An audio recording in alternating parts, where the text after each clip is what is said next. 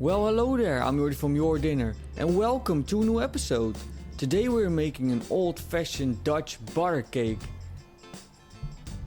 For this recipe we need flour, butter, lemon zest, 1 beaten egg, caster sugar, Basterd suiker and salt.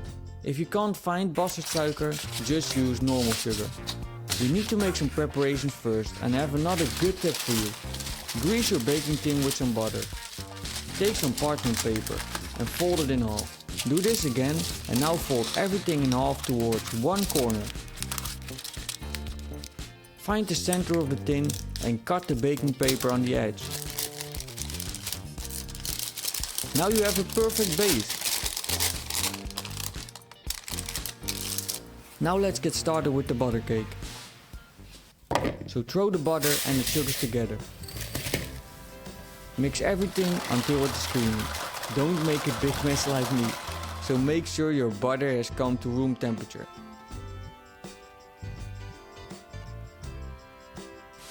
After everything has been cleaned, grate the lemon zest into the batter.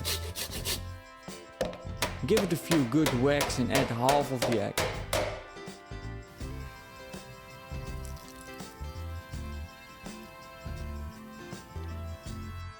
Mix everything together quickly.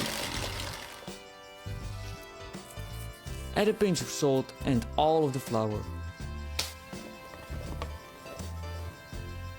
I always mix it with a spatula before I throw it on the counter.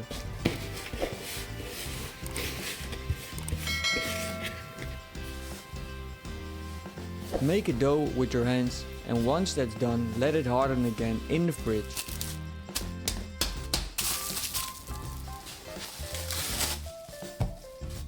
Then you can roll it out nicely and put the dough in your shape.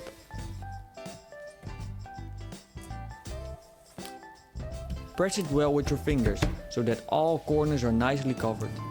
Brush it with the other half of the egg and create a masterpiece that Van Gogh would envy.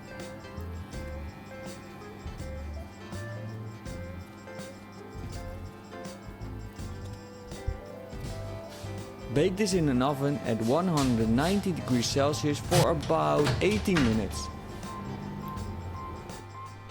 As you can see, my dog didn't feel like being fun for the camera today.